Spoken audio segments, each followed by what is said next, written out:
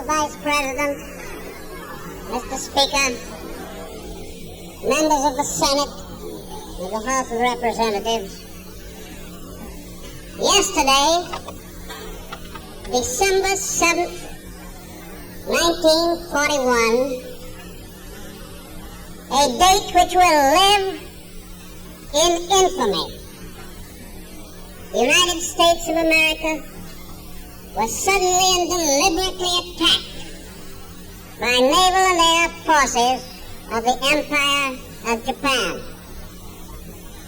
The United States was at peace with that nation, and at the solicitation of Japan, was still in conversation with its government and its emperor, looking toward the maintenance of peace in the Pacific. The attack yesterday on the Hawaiian Islands has caused severe damage to American naval and military forces. I regret to tell you that very many American lives have been lost. In addition, American ships have been reported torpedoed on the high seas between San Francisco and Honolulu. As Commander-in-Chief of the Army and Navy, I have directed that all measures be taken for our defense. But always will our whole nation remember the character of the onslaught against us.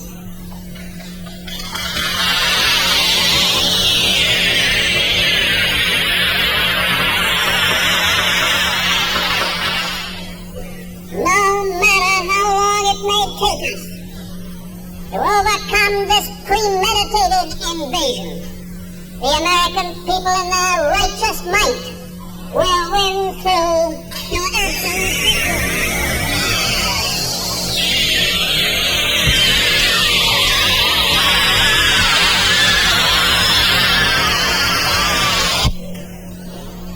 I believe that I interpret the will of the Congress and of the people when I assert that we will not only defend ourselves to the uttermost, but will make it very certain that this form of treachery shall never again endanger us.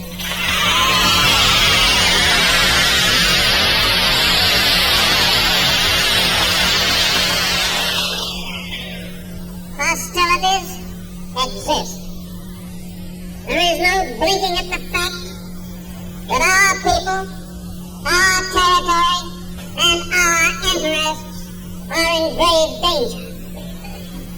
With confidence in our armed forces, with the unbounding determination of our people, we will gain the inevitable triumph. So help us God.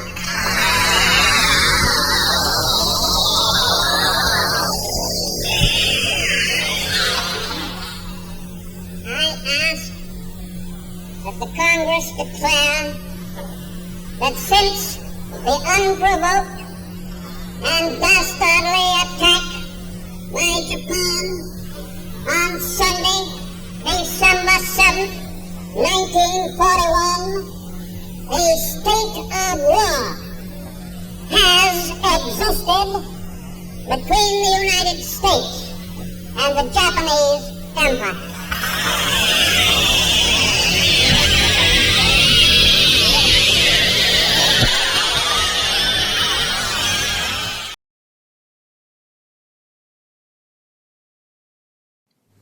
Amii, I want to analyze this. How do I solve this problem? William, you can't solve that problem using human technology. Humans don't understand the property of versatility.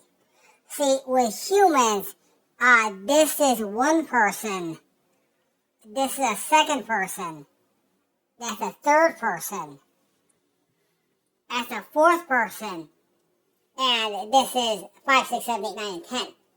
And all 10 people must be in the same city there must be meetings arranged by a 11th person, and a 12th person must tell others for any of this to be allowed to exist using human level thinking.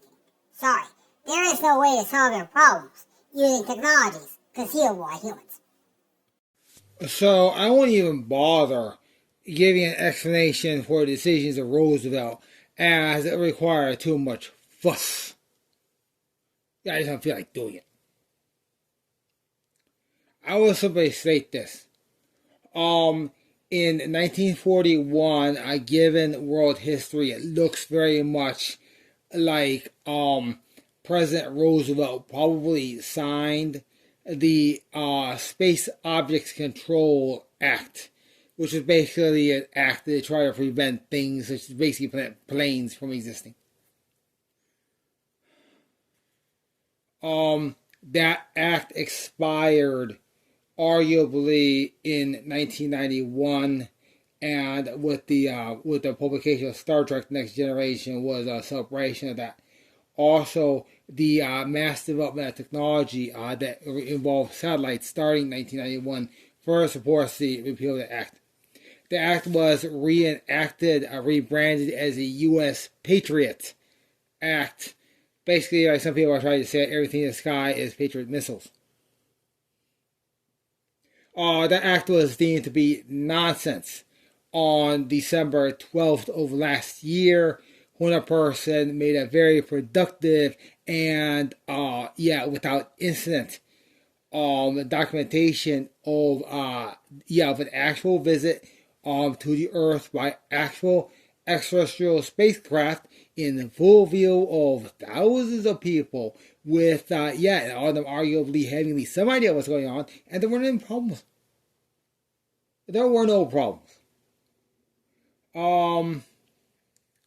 That's about it. Anyway, is the U.S. prepared to compete with the world on the international stage of anything? The answer is no. No. This is just to say that, Microsoft and Google are, probably IBM too, they're all, technically speaking, operated by various Asian corporations. Here's why. Nobody in a position of leadership authority in the United States knows what to do to actually implement any of the Trump mandates using technology. The Trump mandates, sensibly, given the things that the Trump administration always stood for, require the use of technology in the following areas. It's sufficient for me to list one that's obvious. It is obvious that technology is to serve as an online library. That library must be secure, that library must have appropriate user control access, and that library must return the correct data with every query. You have a problem there. How do you issue a query? There are, of course, two ways to issue a query. One way is using computer language, but nobody even knows how to form that. Like, can anybody tell me how to form a sensible search descriptor? See, nobody can actually answer that question. Because if people can answer that question, guess what, they're all Asian. Am I going to do an AI search? Well, given the progress of OpenAI, no, nobody in America knows how to do that either. Given that it's not possible, now you have another problem. Well, what are you going to do? Set up using Wikipedia? I like to see an American actually set up Wikipedia on a local server.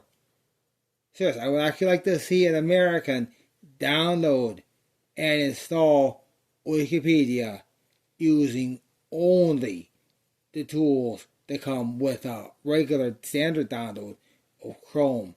That means you can't buy a computer at the store with Chrome pre-installed.